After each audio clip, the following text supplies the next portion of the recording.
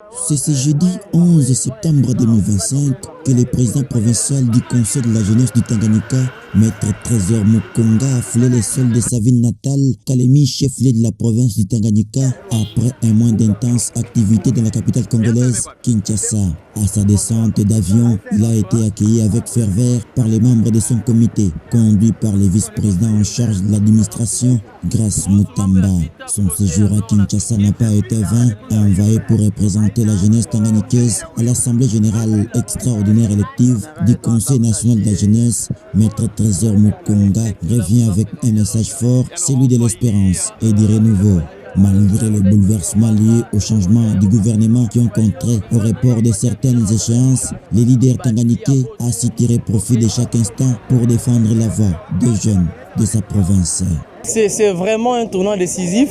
sinon j'ai bien des mots à vous exprimer, mais lors de la restitution, je vous aurais dit en tout cas la quintessence de la chose. Ce qu'il faut vous dire ici, c'est que c'est pour nous encore un tournant décisif, c'est une nouvelle page que la jeunesse du Tanganyika est sur le point de tourner et même d'entamer parce que notre mission a été tellement riche, nous avons pu élargir notre carnet d'adresses, nous avons pu porter haut la voix de la jeunesse du Tanganyika, nous avons toqué même là où il ne fallait pas, nous sommes entrés dans les abysses pour pouvoir faire parvenir les cris de la jeunesse du Tanganyika et donc il y a lieu vraiment de confirmer que ça c'est un tournant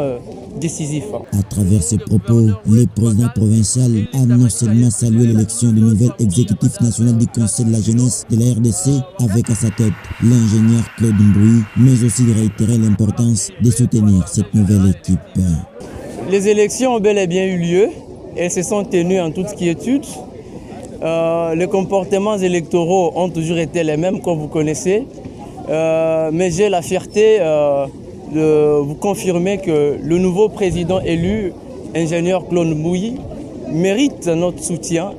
et aussi tout le comité qui constitue le Conseil national de la jeunesse est bien constitué des personnes qu'il faut à la place qu'il faut. Au-delà de la politique, Maître Trésor Mukonga a lancé un appel solennel à la jeunesse, s'unir comme un seul corps derrière le gouvernement, y compris dans la lutte sécuritaire. Je pense que même en matière sécuritaire, la jeunesse a une responsabilité, celle d'appuyer le gouvernement dans cette lutte parce que nous n'avons que la RDC comme pays, nous n'avons pas un autre pays pour lequel nous allons lutter. Donc j'exhorte toute la jeunesse du Tanganyika